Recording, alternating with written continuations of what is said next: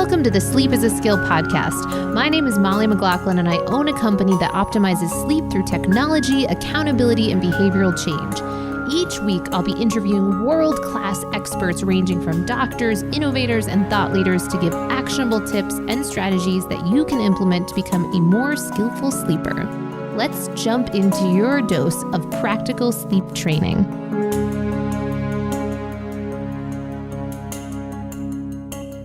Welcome to the Sleep is a Skill podcast. I am your host, Molly Eastman, and today we are jumping in with my guest, Karen Martel, a certified hormone specialist and transformational nutrition coach and women's weight loss expert. Karen is the host of the top-rated women's health podcast, The Other Side of Weight Loss, where she helps women to unlock the mysteries of female fat loss and hormone imbalance. After struggling with her own health issues, Karen was determined to bring her knowledge to others with a bold new approach to women's hormone health and weight management. Karen's passion lies in helping women balance and optimize their hormones in peri and postmenopause and break through weight loss resistance. Now, as a quick aside, Karen is a dear friend of mine. We are both in a small mastermind group together, and I have learned so much from Karen, and I'm really excited for her to share her insights and wisdom with this community. As always, if you have any questions, head on over to sleepisaskill.com. In our lower right-hand corner, there's a little sleep bot where you can ask any and all questions, and we're going to start doing some Q&A episodes on here. So we will make sure that your question gets answered live and on air. So without further ado, let's jump into the podcast. So I get a lot of questions around sleep supplements, and I'm very hesitant to just throw out a whole laundry list of possibilities. One, I don't think it's the most responsible thing to do. I really do believe in testing to see what types of supplements make sense for you. And two, because I really truly believe that most of the things that you can do to improve your sleep are behavioral, psychological, environmental in nature, and often don't cost a dime. However, there is one supplement that I personally take every day and that I do feel quite comfortable with suggesting for most individuals to experiment with because of a couple of reasons. Its high safety profile and high rates of deficiencies in our modern society. Some put the numbers as somewhere around 80% of the population being deficient in this one area, and that is magnesium. So magnesium has been called the calming mineral, and some report that magnesium can increase GABA, which encourages relaxation on a cellular level, which is critical for sleep. Magnesium also plays a key role in regulating our body's stress response system. Those with magnesium deficiency usually have higher anxiety and stress levels, which negatively impact sleep as well. Now, before you go out and buy a magnesium supplement, it's important to understand that most magnesium products out there are either synthetic or they only have 1 to 2 forms of magnesium, when in reality, your body needs all 7 forms of this essential sleep mineral. So that's why I recommend a product from my friends over at BioOptimizers. They have created something called the Magnesium Breakthrough. And taking this magnesium before bed helps you relax and wake up refreshed and energized. And while we don't recommend that you go too nuts on looking at all the sleep stage classifications on all your wearables, I will share anecdotally that many clients have reported improvements in their deep sleep trend numbers. Again, I don't want you going nuts on the sleep stage classification numbers on your wearables, but I do want to let you know about that because I know that many of you do reach out on questions of how to improve your deep sleep. So I also love that BioOptimizers offers free shipping on select orders, and they offer a 365-day money-back guarantee on all their products. Plus, they have a customer satisfaction rating of 99.3%. Very impressive. And you can get 10% off Magnesium Breakthrough. Again, this is the same magnesium that I use every single night. And finally, you can get 10% off Magnesium Breakthrough. Again, that's the magnesium supplement that I use every single night by going to magbreakthrough.com/sleep-is-a-skill. And be sure to use the code sleep-is-a-skill for 10% off. And welcome to the Sleep is a Skill podcast. My guest today, Karen Martel. Thank you so much for taking the time to be here. And you are a dear friend. So I'm really excited to be able to go in deeper with you on your knowledge. I've had the opportunity of learning from you in various aspects, but this is going to be a real gift to be able to go in deeper on hormones and sleep. So thank you so much for being here. Oh, well, I'm so pleased to be here, Molly. It's so exciting. I've been waiting for this. I've been waiting for our conversation. Oh, me too. I'm excited. I really am excited. And I have to, really catch myself because just about every podcast, I'm like, oh yeah, I'm so excited for this conversation, blah, blah, blah. But I genuinely am really excited. I know. So I'm just going to say that. So, all right. It means we're good podcasters. We enjoy what we do. Because I'm the same way. I'm like, such a blessing. So exciting. I'm going to learn from this person. Right. I mean, I do. It does not pass by me the privilege that this is to be able to have this time with you to go in deeper on this conversation and this topic. So thank you. I know you got decades and decades of knowledge in this area. So maybe we can start there. Just a little bit about yourself, how you found yourself in this line of business, why you have this passion in this area. Yeah, because I feel like I'm a little bit of an insomnia expert myself. Okay, let's go. Perfect. Yes, please. I always tell people that when they come at me with their like, I have insomnia. I'm like, well, you're talking to the right girl because I know everything there is to know about insomnia. At least I feel it. Until I met you, then I'm like, oh, I don't know anything about insomnia. No, I do. No, definitely do. Yes. Let's hear it all. Amazing. So my insomnia story, which does relate to today's conversation, but we're going to dive way deeper into it. But mine happened, of course, after after my first baby, which I think is very typical for many health issues to arise. Yeah. And so it was about a year after having my daughter when I was in my young 30s, 31, I think I was when I had her, and did the whole was up breastfeeding all night. And I definitely know that was part of what started it, which was I was a bit of a worrying kind of mom. And so I constantly was scared my baby wasn't breathing. And so I every little tiny noise, I would immediately wake up and be in full alert. And I did this for over a year. And so I think that was where it kind of started, was that I had this very fragile stress response that any noise at all, I was up, adrenaline running, what's going on? Gotta go to my child sort of thing.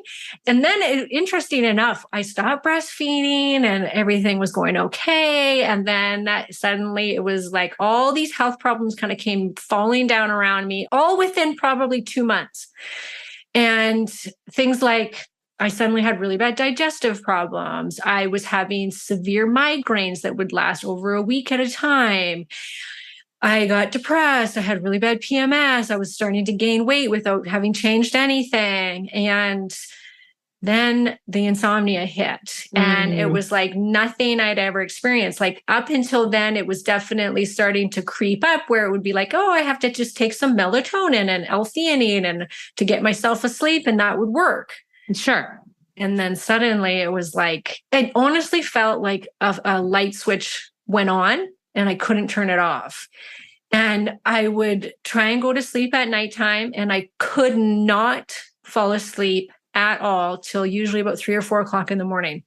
So it was all night. And here I'm a single mom of this, 1.5-year-old and having to get up, at 7 o'clock in the morning with her. And so it was horrible. And at that time, I tried everything that you could possibly think of to help me sleep and to help with all my other health problems. And, I started dieting and exercising like crazy and doing all this, crazy stuff. I got a personal trainer. I was going to boot camps. I was doing CrossFit workouts, which when you hear this is all the wrong things that I could be doing. I was cutting my calories. All of this perpetuated a lot of the hormonal shifts that were happening for my body at this time. And so eventually I got on actually sleeping medication to help me sleep because I tried everything natural. I tried it. I tried sleep training. I tried cognitive therapy. I tried whatever there is out there. I tried it. The beats, binaural beats. I tried that.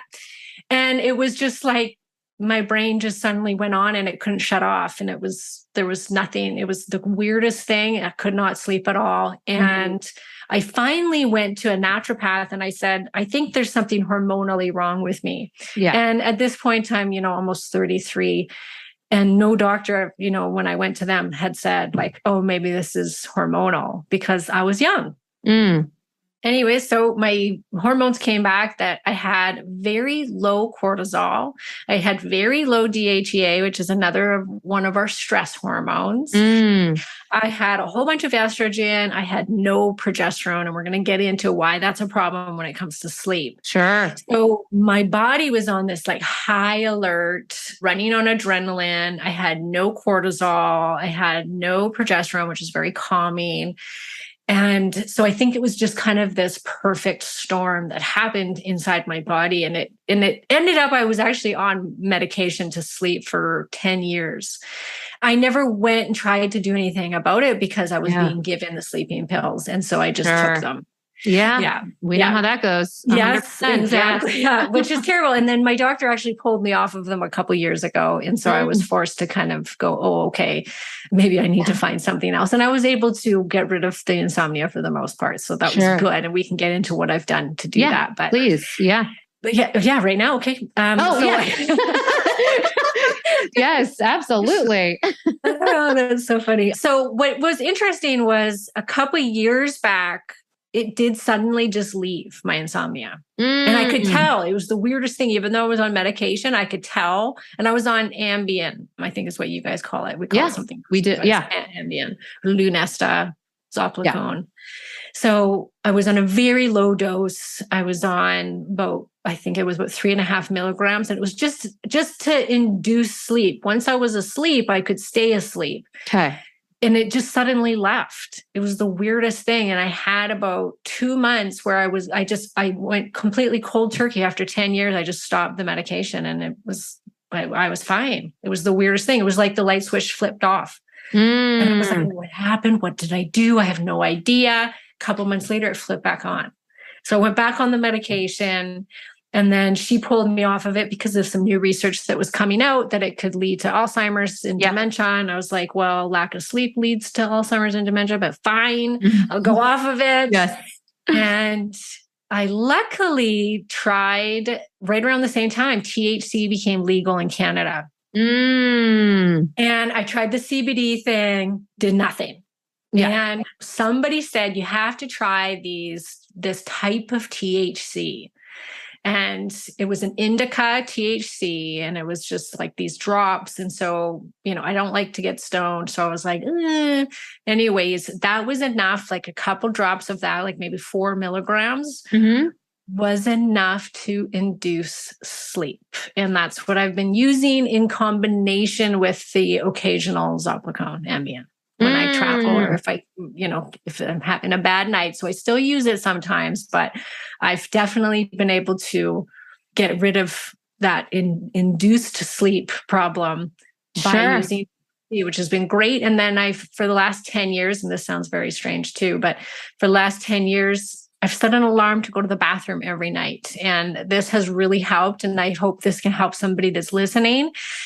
If you're the kind of person that gets up in the early morning hours at 4 o'clock, 3 o'clock in the morning, and you can't then go back to sleep after you go to the bathroom, set your alarm for 4 hours after you go to sleep. It's just a quiet alarm. And so I've done this. I have to get up to go pee anyway. So I just have to set it so it's no longer than 4 hours after I go to bed.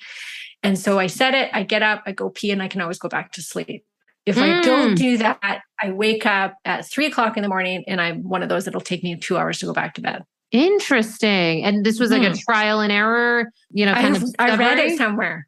Okay. I read it somewhere where someone said, if you keep waking up at the same time every night, to start setting your alarm a little ways before it. So you can, and then just keep kind of inching it up until you're not waking up at that time anymore, just to fool the clock, basically the cortisol clock. Interesting. Okay. So how did you discover these correlations between the hormonal kind of upset? You got your readouts back those years back when you had some of these kind of concerning discoveries around your hormonal balance, and then walk us through how that relates to sleep for anyone listening. What age ranges do we need to be kind of concerned about this? Kind of just the 101 on hormones and sleep. Yeah, because it is very common for it to start in women when they're in their 30s, as well as postpartum, because postpartum, after we have our babies, all of our hormones, our estrogen and progesterone plummet. Yeah. And we'll actually, like I just had a woman just before this conversation who's just coming, she was in her postpartum year, and you looked at her estrogen and progesterone and she didn't have any. And she was breastfeeding at that time.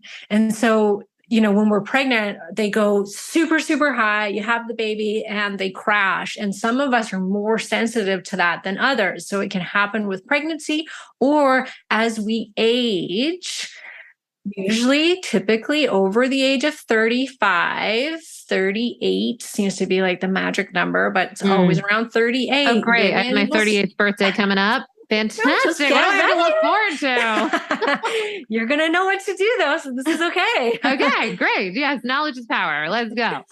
Well, women don't realize that that's when perimenopause typically starts. Yes. And they're like, what? Like everybody thinks it's in their well into their 40s, maybe 50s even, that it's going to start.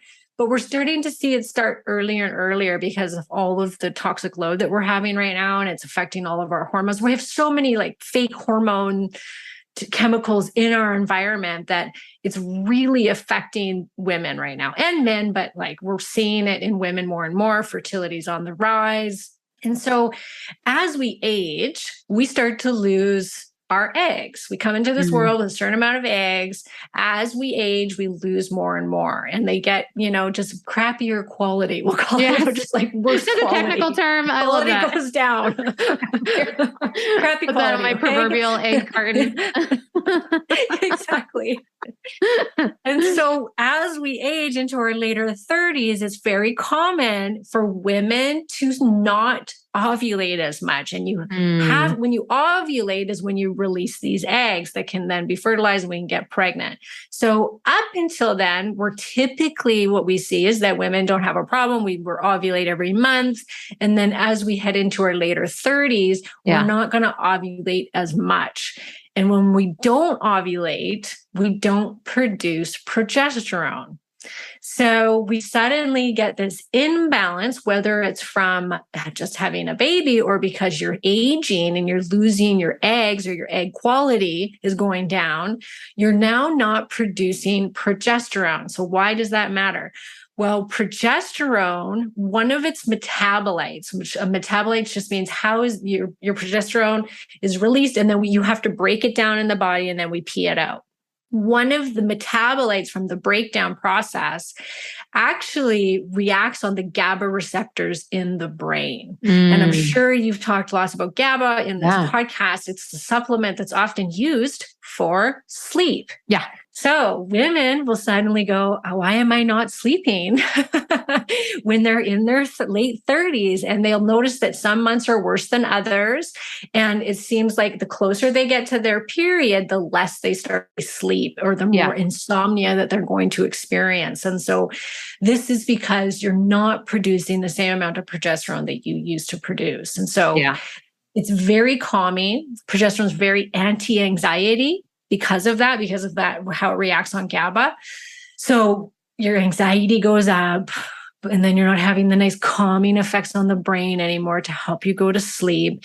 And you're not able to buffer even the cortisol anymore. Now, there's a little bit of a myth that cortisol will steal progesterone, which isn't true. But cortisol is made from progesterone. And so it does affect the production of cortisol. And then as we get into our 40s, then progesterone gets even more down, it will drop even farther. And estrogen then becomes dominant. And it's not that we have too much, just in comparison to that progesterone, it's too much because we don't have any progesterone. And progesterone is like the yang to the yang of estrogen. We need it. It buffers it. It helps. Estrogen's a growth hormone. Progesterone stops that growth. So it's very breast protective, very uterine protective, very brain protective. And so we really want it.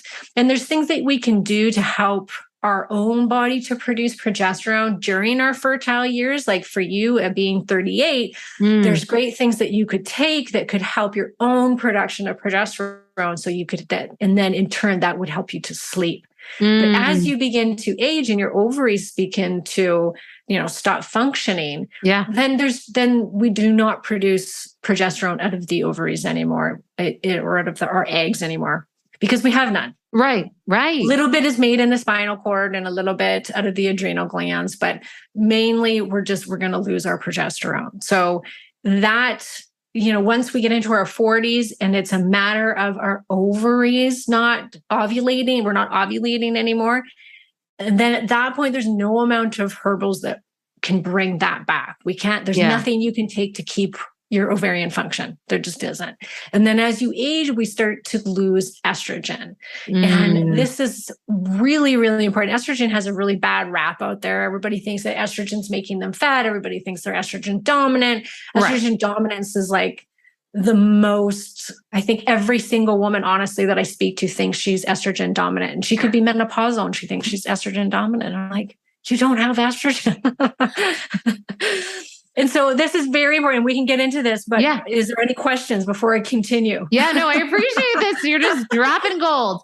So first off, I'm curious if when you are looking at individuals that are dealing with this, are there particular kind of common buckets that we go into of different age ranges where there's common things to be on the lookout for? So you mentioned this kind of magic number that often happens. It's not to say that this is for every human, but somewhere around the 38 range. And then are there certain other milestone, maybe age ranges or things for us to be aware of that you might address and help support people with their hormone balance? And on the sleep front, of course, some of the things that we can do to support these changes. And then you also mentioned there's periods of time when then just things really do shift. That sounds like that might be outside of the realm of just supplements or lifestyle. Maybe there's some other things. So if you can walk us through how you think about this, depending on where people fall. Yeah. So typically after the age of 35, you're not going to ovulate every month. That's very typical. So some months you will, some months you won't. So some months you're going to produce progesterone, some months you don't. One of the other typical signs that we see is weight gain. A little bit of weight gain will happen in women in their later 30s when they haven't changed anything. They haven't changed their diet. They haven't changed their workout routine. And they're like, oh, I just gained 5 pounds. What happened? So that's a very common thing. Another one is heavy bleeding. We'll see women that will suddenly say that their periods are super heavy, they're clotting, they're cramping really bad. And this is because, once again, estrogen is this growth hormone. So estrogen grows your uterine lining. Well, progesterone is needed to stop that growth and to help us to shed the lining, which is your period, when you get your period. So without progesterone, you get uncontrolled growth, which means you're going to have more of a lining, which means you're going to have more of a period, more clotting, heavier cramps. So that's a very big sign. Fibroids can start to develop because you're more estrogen dominant. We can see more ovarian cysts. So this is the time where a lot of women end up getting hysterectomies because the doctor says, well, let's just rip it out. Who needs a uterus?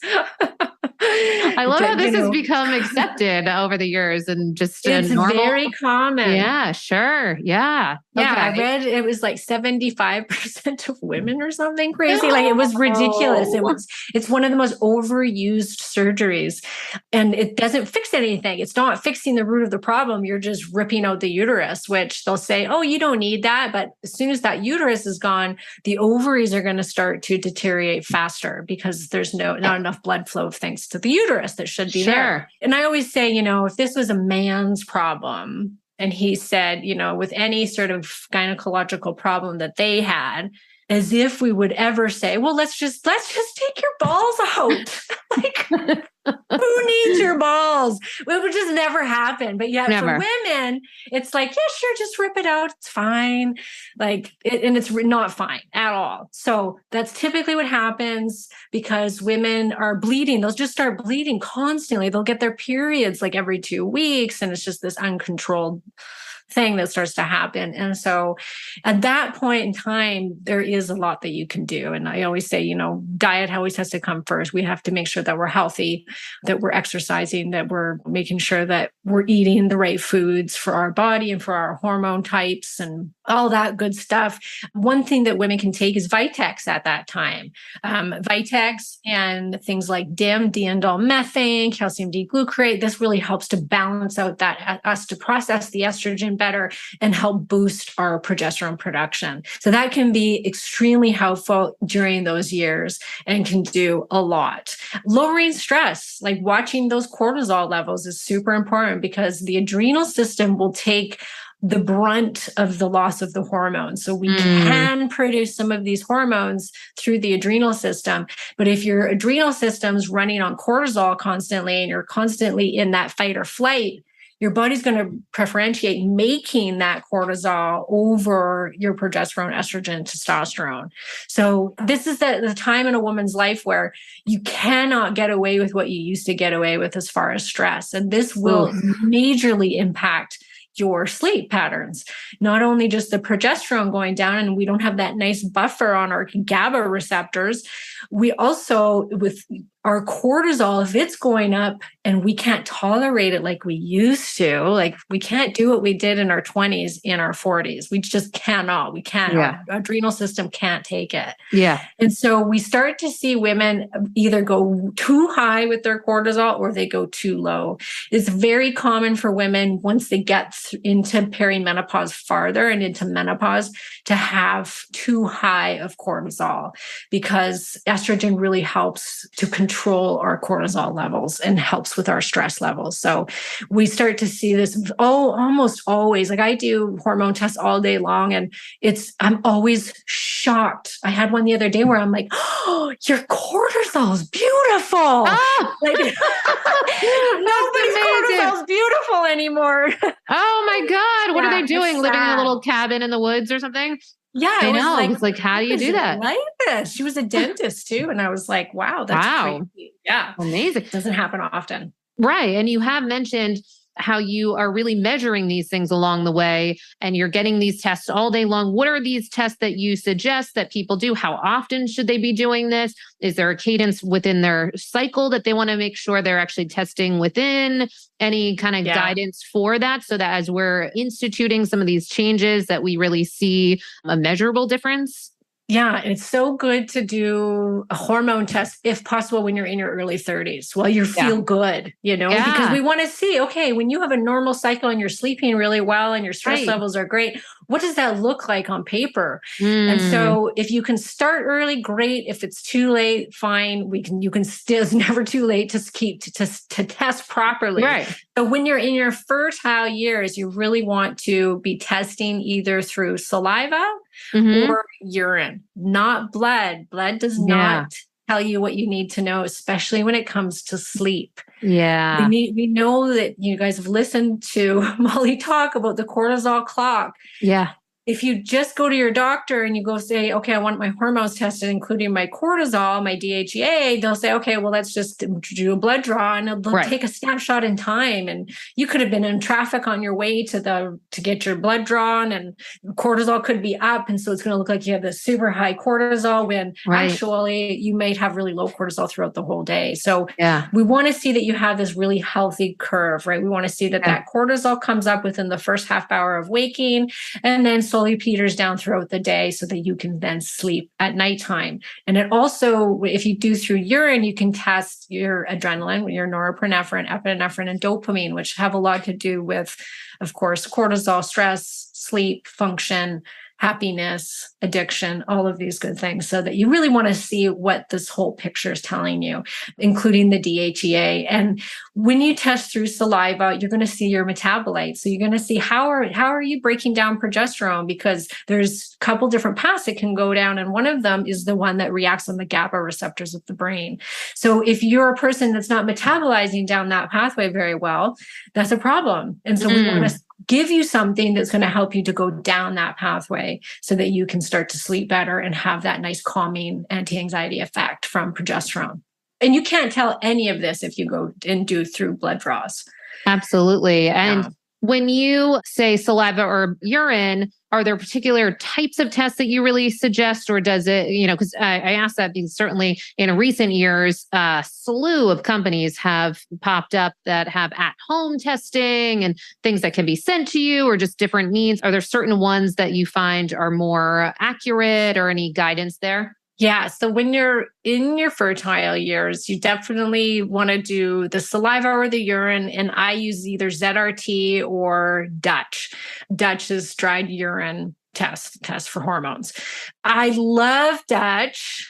I love ZRT. These are the two biggest hormone labs in the US. Sure. Now, unfortunately, Dutch just raised their prices by quite a bit, $100 overnight, which is, it's an expensive kit. So it's upsetting. I was like, oh, why did you guys do this? It was already $400. So now it's $500 for a basic test kit, which for a lot of people, that's a lot. Yeah. And it is such an amazing test. Yeah. Well, ZRT has a urine metabolite test as well as saliva. Dutch only does dried urine. Yeah. The ZRT urine test is $100 cheaper, and you get 49 different markers, which is actually more than what you get through the Dutch. But they do have different, like the ZRT one doesn't test the organic acids like the dopamine, norepinephrine, no, it does do melatonin, B12, B6. So that's something that ZRT doesn't have, but ZRT has things like bisphenol A. So what kind of xenoestrogens do you have in your system? And it gives you the several different progesterone metabolites, gives you all your estrogen metabolite pathways, which are really important to see because some of them can indicate that you may have a higher risk of breast cancer. So these are it's all very important. And so in these tests, you're going to be tested for cortisol and cortisone, which is the deactivated form of cortisol. And we want to see that those two things match.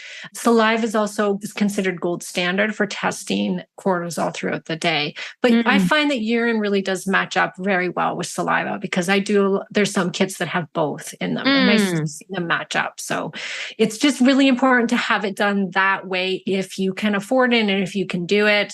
That's going to give you your biggest picture of what's happening to your hormones at that time.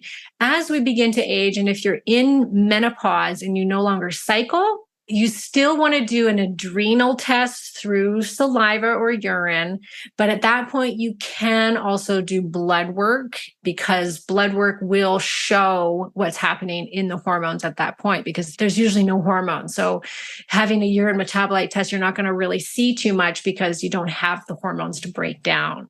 So at that point, then it's okay to go ahead and get the blood, but you want to still have a saliva, if possible, do the saliva cortisol test, especially if you're having trouble sleeping. Sure. And get your melatonin tested. They'll test the melatonin, they'll test the cortisol, and they'll test DHEA, which all have a lot to do with our sleep function. Of course. Yeah. Do you have a standardized cadence that you suggest for people to maintain in testing? Like, is it an annual thing or just kind of when you're having symptoms, or what do you see there?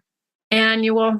Yeah. If you're 38 and you do a test and everything looks good, or you do some supplementation, lifestyle shifts or diet shifts, and you feel hormonally great, for a couple of years, then don't bother. And then as soon as you start to feel things getting a little bit haywire, then do another test. And then as you get into your 40s, then I would say it is a good idea to do them yearly, especially if you're trying to just maintain a healthy cycle and you're trying to ward off some of the nasty symptoms of perimenopause. Then you can never guess, always test at that point, because hormone imbalances, unfortunately, even high and low cortisol, there's so many similar symptoms. And so many women will think, oh, I definitely am estrogen dominant. And then we test and I'm like, no, you have very little estrogen, you got no progesterone, and you're actually testosterone dominant. Or will think I think I've got really, really high cortisol because I'm just like wired all day long. And then you get it, and they actually are in adrenal insufficiency, and they don't have any cortisol going on. And so you really, during those years, you can't just start supplementing and thinking, oh, well, I think I've got a cortisol problem. I'm going to take this adrenal adaptogen to fix my problems. Unfortunately, you really have to be super, super careful, because even though it's an adaptogen, ones that are better for high cortisol compared to low cortisol. And when it comes to insomnia, in most of my clients as they age, for instance, one of the best things that they can take is what is considered an adaptogen. But if they had super low cortisol throughout the day, I would never tell these people to take this adaptogen, which is holy basil. Okay. Yes. So we really need to make sure. And I think that this is super important as a reminder, because people listening right this second might be saying, okay, well, just tell me the supplements that I need to throw in there. And what do I need to take? Always. And it's often, especially in the realm of sleep, people are desperate and just, I'll get whatever protocol, just tell me the protocol. But you can't know the protocol unless you do the testing and you really go through this system. So really appreciate that. And to that point of taking certain things at certain times, I know you mentioned some questions or the topic of hormone replacement therapy. I wonder if you can you quickly introduce us into that whole world? Probably not, because it's huge and such a controversial topic, but things for us to kind of be aware of when thinking of that or considering that, kind of guide us on that. Yeah, there's so many misconceptions around hormone replacement therapy. And as we age, one of the biggest complaints I hear is I suddenly have insomnia. And this happens to a lot of women, almost all women in their 40s at some point, where almost everybody across the board will say, I can't sleep, whether it's I can't fall asleep or they're suddenly waking up in the early morning hours and they've never had a sleep problem before. So, we know that progesterone's long gone at this point. And then estrogen starts to drop, and melatonin is actually produced from an estrogen dependent pathway. So estrogen helps us to make serotonin. Serotonin helps us to make melatonin. So estrogen starts dropping, melatonin just through age. And because of that estrogen drop, that will start dropping. And then estrogen is actually, there's receptors in our brain that help us to control the whole light and dark rhythms in the day. There's estrogen receptors for that in our brain. So when we suddenly don't have estrogen, your body will not be tired until midnight suddenly. Like that whole wake sleep cycle is off as your estrogen starts to drop. The other thing that's I think is just fascinating is we'll start seeing all these women start having sleep apnea. And that's because there's receptors in the breathing centers of our brain that need estrogen. Yes. So without it, we can develop freaking sleep apnea, which we never had before. And we might not be overweight or a smoker or anything. I'm so glad you're speaking to that because, and sorry, I didn't mean to interrupt you. I'm really happy that you're pointing to this because every, sleep conference I go to, sleep event, et cetera, it's sounding the alarms for this age group in particular, this kind of hidden epidemic of women, particularly late 30s throughout the 40s range, and sometimes give or take, silently suffering with apnea and not looking like their traditional signs or symptoms that we might think of for sleep apnea. And to your point, there might be slender women, not necessarily wild snorers or what have you. So some of the things that we might think of as signs might look a little different and then get missed. So thank you for calling that out. Yeah. I know. I was shocked when I saw that because I always associated sleep apnea with being overweight. Typically, because that's typically what you see. It's, you get heavier on the chest and you can't breathe very well at nighttime. And so amazing.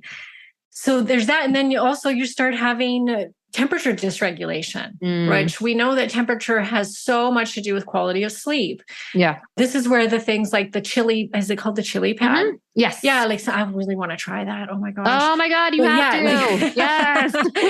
But using things like that could be so amazing, because as our estrogen starts to fluctuate, of course, then we start getting night sweats and hot flashes, and a lot of them will come at nighttime. So you're losing your estrogen, and it's going to cause a whole slew of things that are going to impact your sleep. And then you have progesterone on top of that going down. And then as well, without estrogen, our cortisol becomes dysfunctional. And so it actually starts to rise.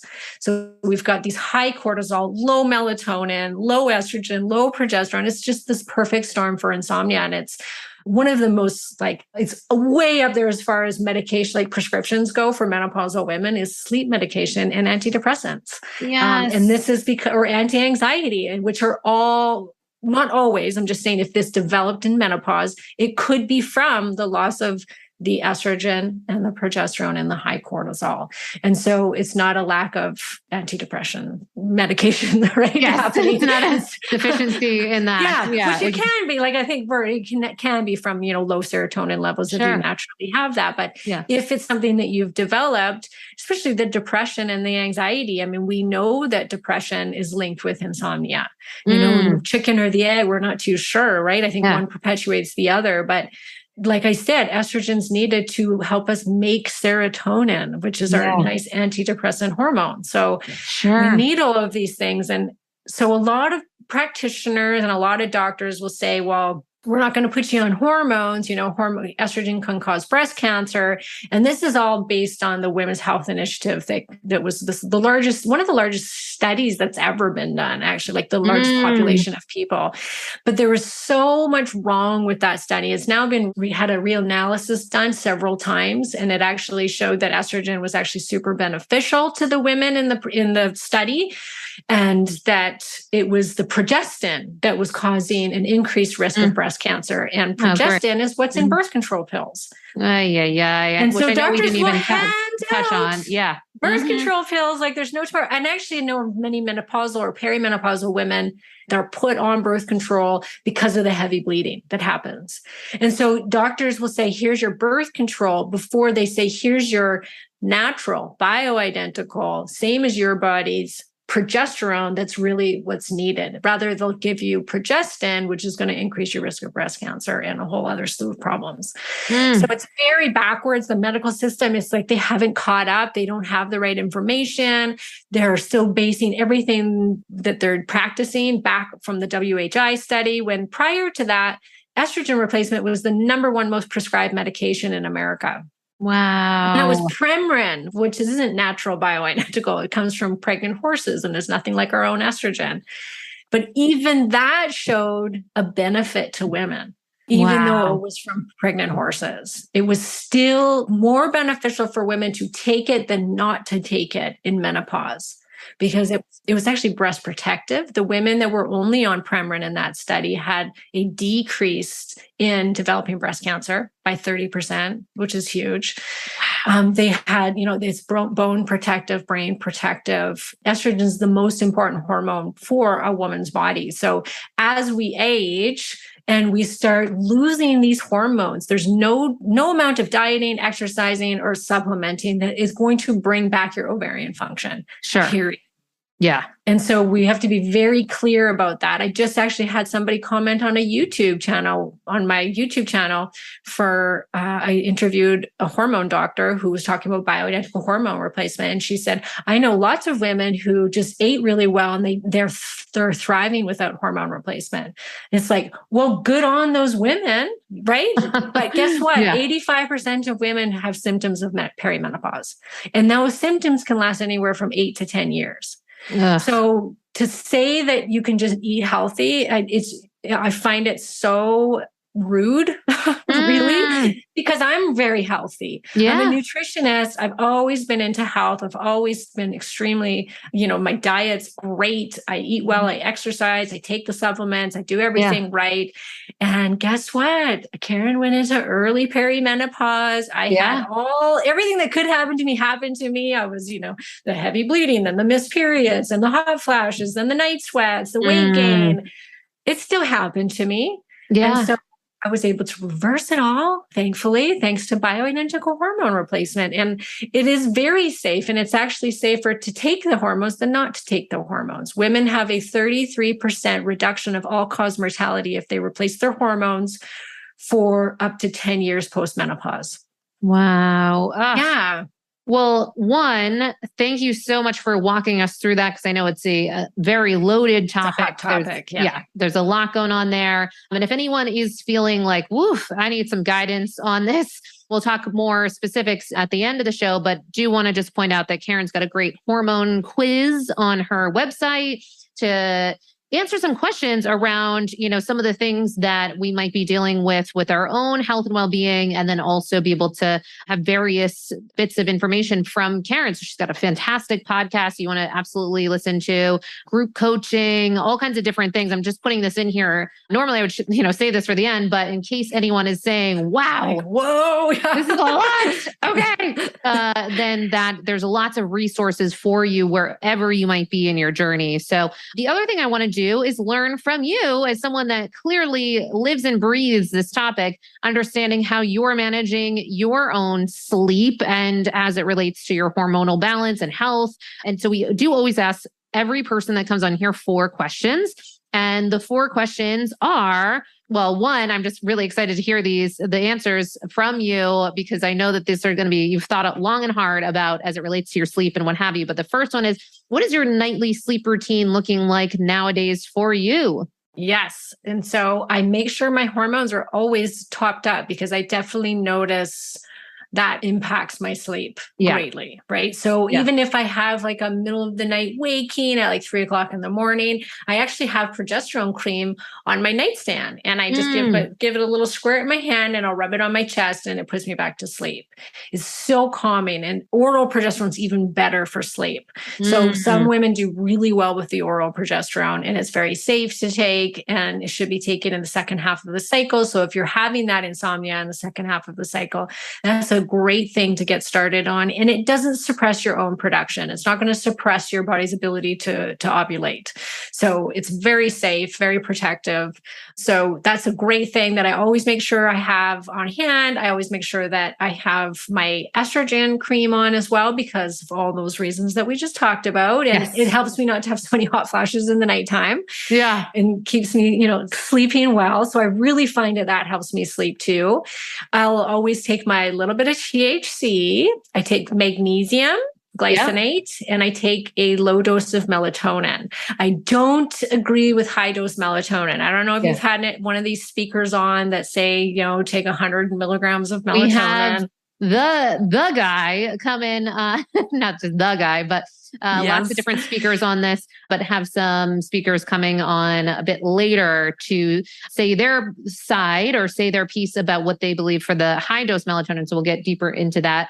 And yes, and there's lots of people who are in your camp as well on concerns, right? Like, what could this do for us long term? Like I just pulled up a PubMed study just yesterday to show somebody who was talking about this guy and his high dose melatonin and how it's great. And I was like, no, it was to another doctor. And I said, no, as if that's not going to affect our other hormones. All of our hormones work together. And so if you're dominating with one hormone, it's going to have this waterfall down effect. Now, does that mean that it's not safe? Don't. You can go ahead, take lots. I mean, look at bodybuilders. They take a ton of testosterone. Yeah. But long term, guess what? A lot of them, I know 2 men, young men in their 40s who died of heart attack because they took too much testosterone and enlarged their heart. Melatonin will suppress your hormone production. Period. End of story. If it's in high doses for a long time. It is a great antioxidant. It can be used as a short-term therapy type thing, doing high doses. But just like high-dose progesterone can be used in the same way, high-dose thyroid medication can be used for certain purposes. So you can manipulate your body in ways and kind of do yourself your own little biohack sort of thing with high doses of different hormones for different effects. But long term, you don't want to do that because you're messing with Mother Nature, and Mother Nature knows best. So don't mess with her.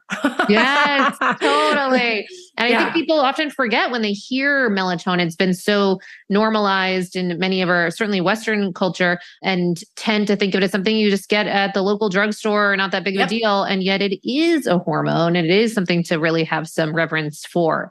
Okay, great stack. So that's my sleep stack, and I sleep with a fan. I have to have white noise. Yes. Pitch, like blacked out room. I've got my sleeping mask, everything. I got silk sleeping mask. It has to be cold. I have to have the right pillow.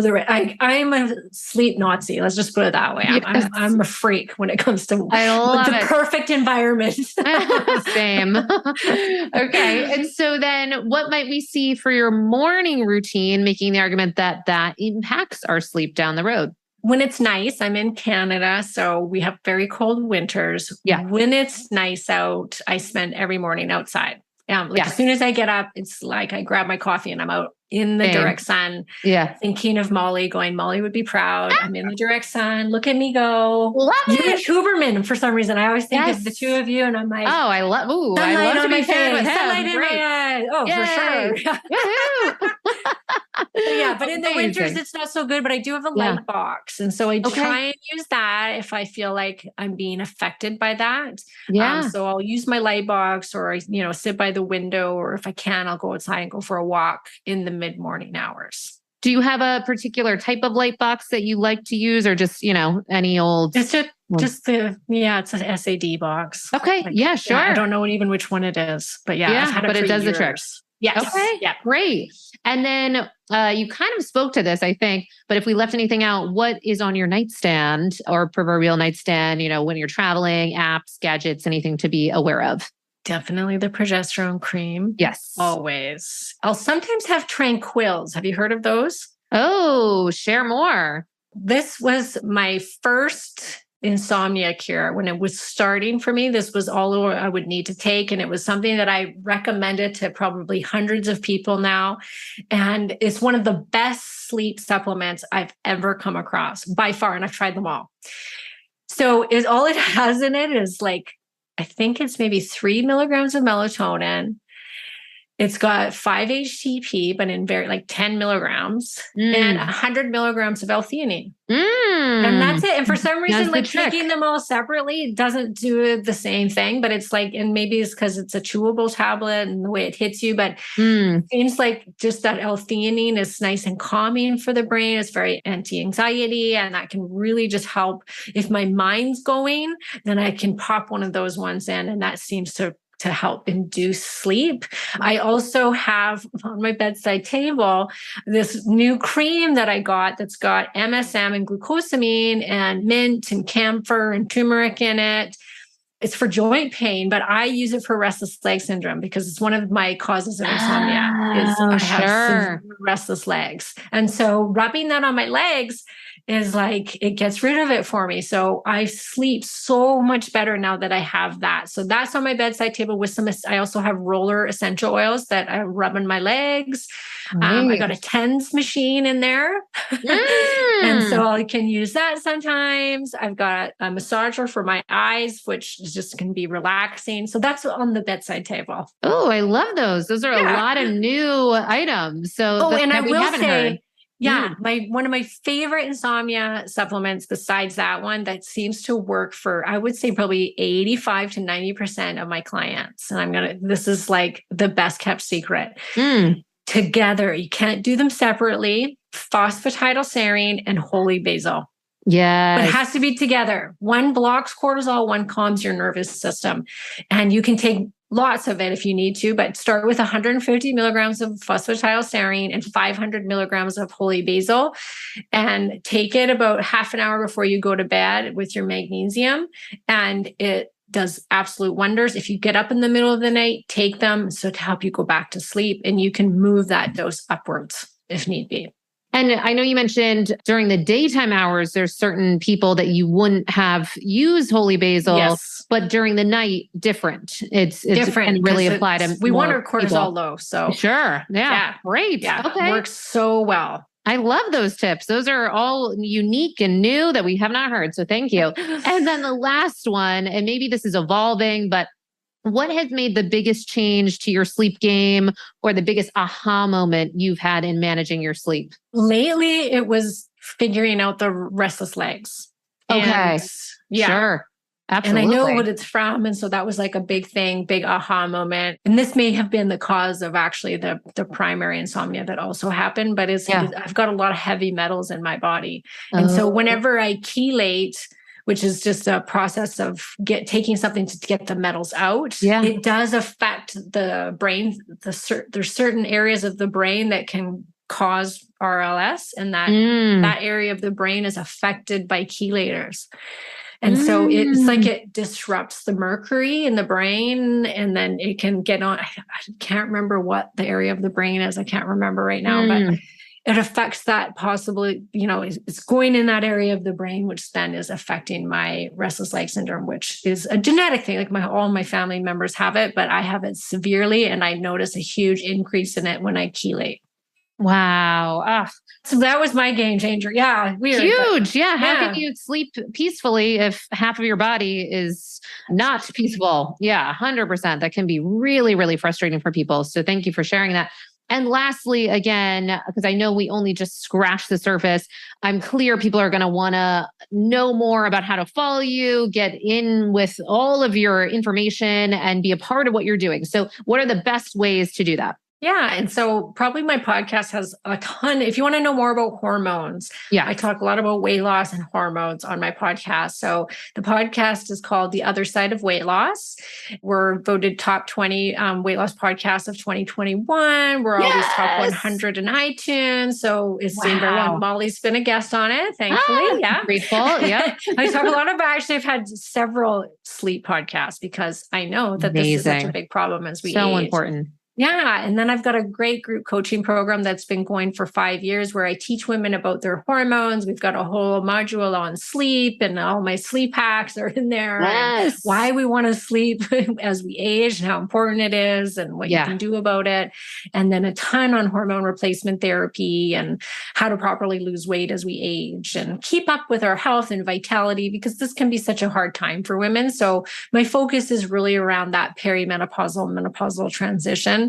Just helping women to get through it without all of these nasty symptoms that can happen. One quick question. If anyone's listening and they say, well, I've been taking birth control for all these years, does this still apply for them? Can you help support them, or any call outs there? Yeah, you can't really there's no point in testing your hormones if you're on birth control because it suppresses all of your hormones. But I work with a lot of women that are wanting to come off of hormones or off of birth control hormones, which are not actually hormones. It's all chemicals. Yeah. So I help women get off of them, clear them out of their system, and then get to the root of why they were, most women are actually put on birth control, not for the pregnancy part. I find most women are on it because they had heavy periods or they didn't want to have a period anymore. Sure. Yes, there's birth control in there, but it's amazing how many women use it for other purposes. Absolutely. Okay. That's great to know that there's support available for women, no matter what they might be dealing with. Okay. Yes. Amazing. Yes. Well, a quick question. Did we leave anything out on this topic? I know this is a big area. Is there anything else you wanted to say? Or do you feel like we did a good job in kind of speaking to all this? No, I think most important is watch your hormones, especially if you're going, oh, you know what? I hit 37 and I suddenly got insomnia, or I had a baby and I have insomnia, or, don't just brush that aside. Like really start looking at that piece, because it's a piece that is often not looked at enough, especially as we go into our 40s and 50s and we're just put on sleeping medication for the rest of our life, when there's a lot that you can do about it that's also really good for your health. And so don't discount it, and make sure that you stay on top of it, test your hormones, see what's going on, try different things, and be open-minded about it. Ah, so good. Thank you so much for the work you do and your passion. It's always very, very clear. Every conversation I have with you, just the joy and real commitment to making a difference with women on a large scale. So thanks so much for the work that you do, and grateful to have you on here. Well, thanks for having me, my friend. Awesome. Thank you. You've been listening to the Sleep is a Skill podcast, the #1 podcast for people who want to take their sleep skills to the next level. Every Monday, I send out something that I call Molly's Monday Obsessions, containing everything that I'm obsessing over in the world of sleep. Head on over to sleepisaskill.com to sign up.